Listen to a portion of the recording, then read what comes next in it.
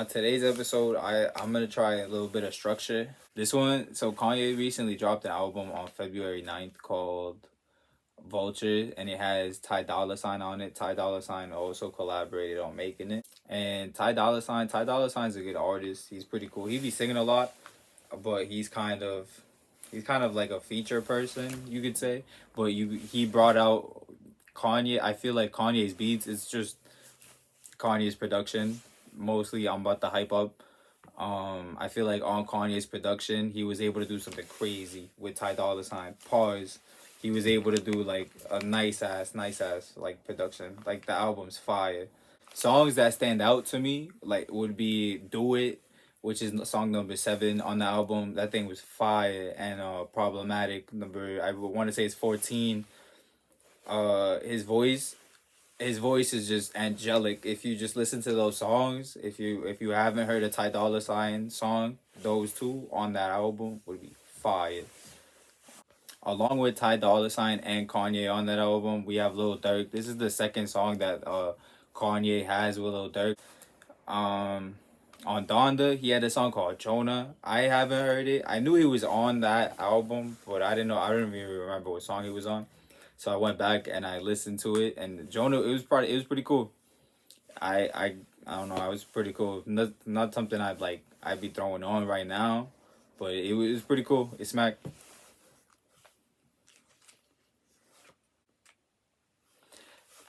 I bring this up because it's kind of cool to see how Kanye brings his like, I don't want to little homie them, but they're kind of his little homies, cause it's Kanye West and you're Lil Durk, so fuck.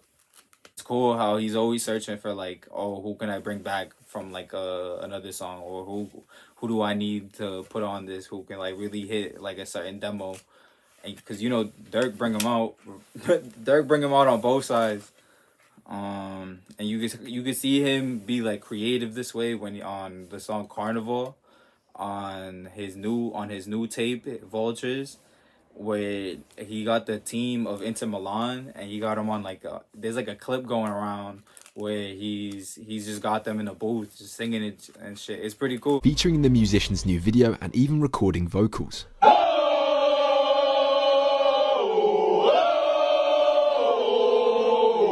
It's the first feature of its kind for a team's fan base, with the artist said to have been inspired during a recent visit to the city. You could tell everybody in there was hyped. You could tell Kanye got kind of like reached to them with that emotion. And it was dope. It was dope. And you could tell Kanye, when he wants to produce something, he can get to it. Ice from the Joe Budden podcast was talking about how point now where he's just doing arranging. Place people versus start rapping. You could tell Kanye's not like a bar rapper, but he can produce, and you could tell right now that's what he's focused on right now. I said that was pretty cool.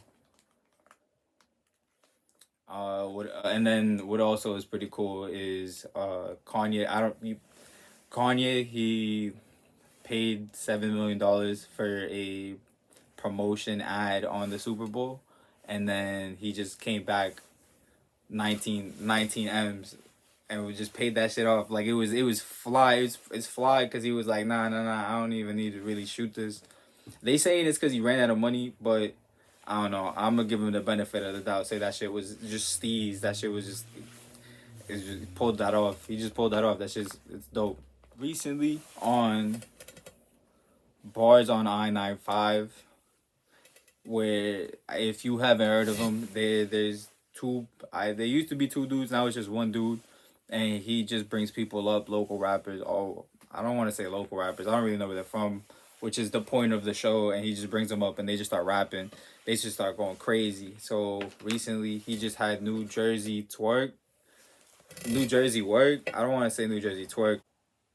He had him on, and then he had a nice ass beat, and bro knew what to do. He heard that beat and he just went crazy. Y'all definitely have to check it out. I'm about to throw the link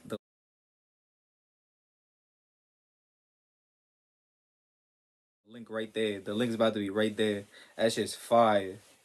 And he just the dude in the back had him going floating, going crazy. He looped it. That shit was just fire. It was a dope ass freestyle, and you don't really see freestyles like that. Bro was rapping for like 4 minutes straight on that beat. That shit was crazy. That was like, I don't know, back in the days, if y'all saw the Five Fingers of Death freestyles that I think it was Sway used to do. Those were nuts, but nobody's doing those anymore. But bro, they had bro on bars on I-95, and he said, I bet, just keep that shit rolling, keep that shit rolling. He just dogged it. He was 4 minutes in and just went nuts. Y'all should definitely go check that out. Along on this full pack week, Fivio Foreign, he's been on a press run. He just dropped his tape, Love and Pain 2. Go check that shit out. That shit's on DSPs. That shit's everywhere, bro. That's everywhere you need it to be. If you need it, it's where it's gotta be. But he stopped by. He met with Matt Hoffa, and if you don't know what Matt Hoffa is, get acquainted. Find him on My Expert Opinion.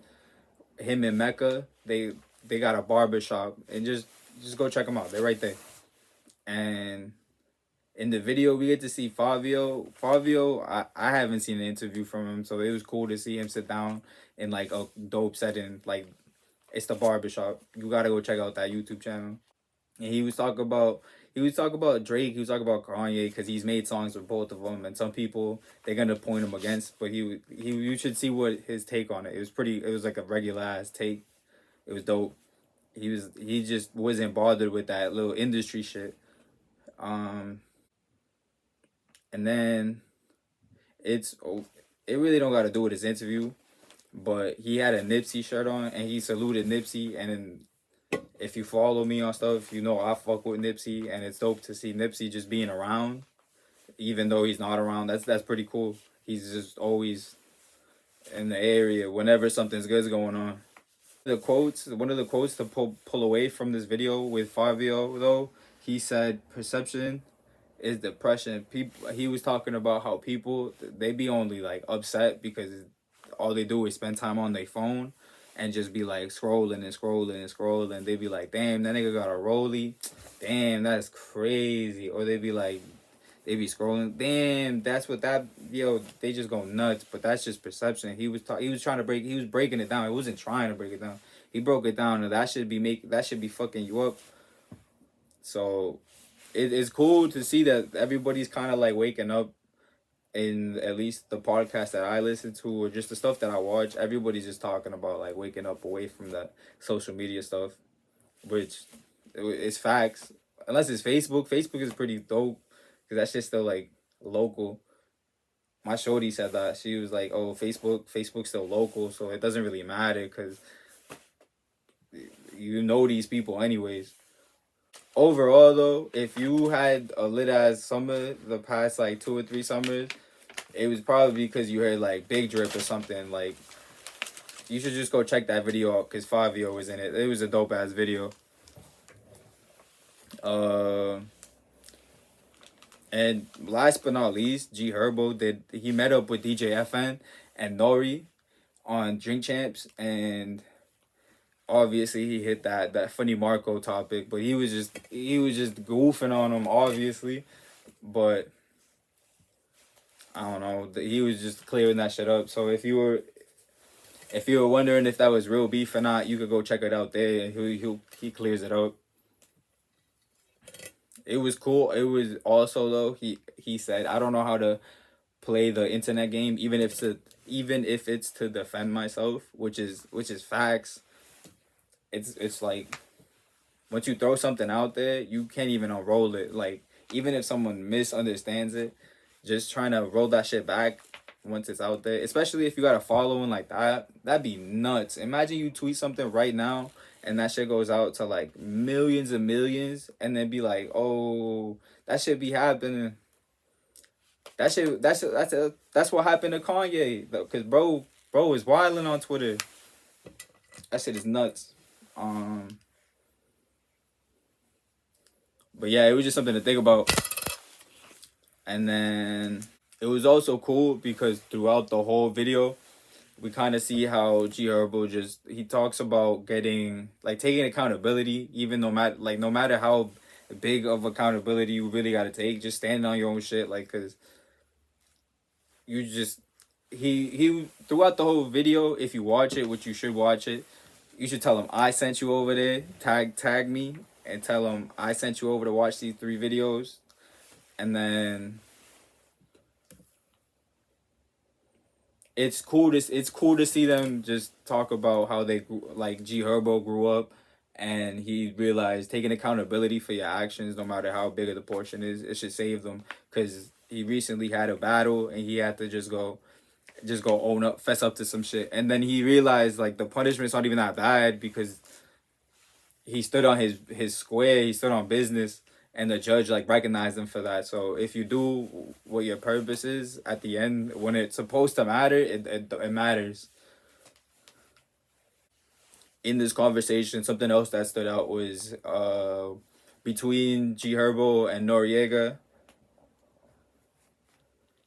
He was just chatting with him, and he noticed him smiling, and he said that when other people smile, it'd be like you could tell something's like off or something. Like, not that it's off, but you could just tell something.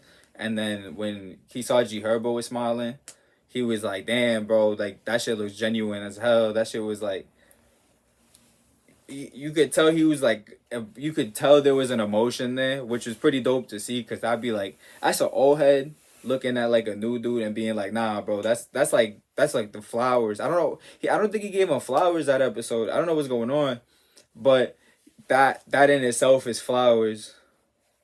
I thought that was pretty cool, because G Herbo's been in this game since like 16 and way younger than that. So it doesn't really mean much if you don't think it means much. It means nothing to you, right? But like that little nod was pretty dope.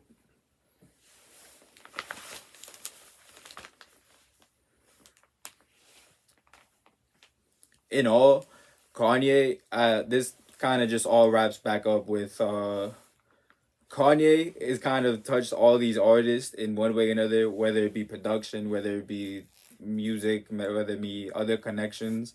You can see how his influence and how other people talk about him when he's not in the room carries his legacy and carries his triumphs a little further, just because it's not as though he's an overshadower.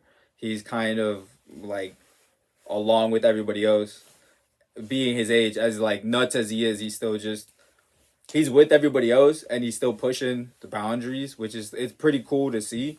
And then to see that these people all had interviews and all had something lined up along right behind them. It was a pretty cool it was a pretty cool wave of interviews this week. It was pretty cool. And shout out to Ty DOLLA Sign. He floated on that track. He definitely floated on them tracks. It was fire. Shout out to Ty DOLLA Sign.